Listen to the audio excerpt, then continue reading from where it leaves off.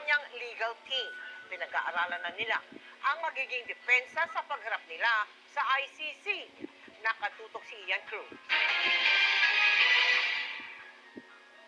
Patuloy na naghahanda ang legal team ni dating Pangulong Rodrigo Duterte na dinala sa The Hague sa Netherlands para paharapin sa kasong crimes against humanity kaugnay ng madugong war on drugs.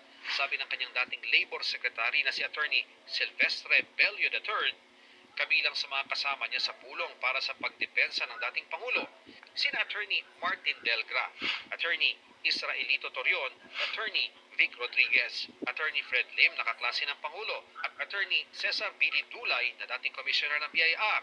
Nanguna rin sa team nila si dating Executive Secretary Salvador Mejaldea na kasama ng dating Pangulo nang ibiyahe ng otoridad papuntang Netherlands. Kabilang sa pinag-aaralan kung paano gumugulong ang kaso sa ICC. We have to prepare for his defense, initially defense. And then we have to study the processes in the ICC.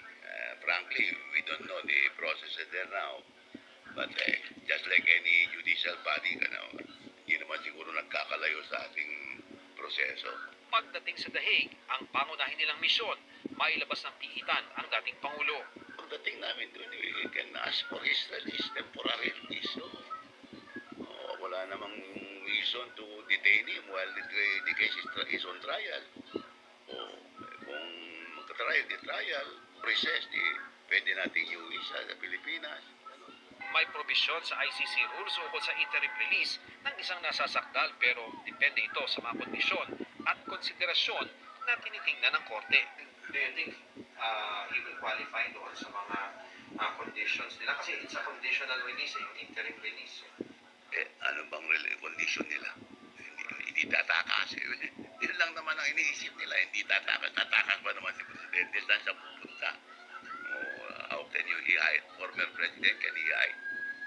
Lahat ng tao kilala siya. Isa raw sa kanilang pangunahing kukwestiyonin ang jurisdiksyon ng International Criminal Court o ICC dahil hindi nakasabi nito ang Pilipinas matapos mag-withdraw noong 2019.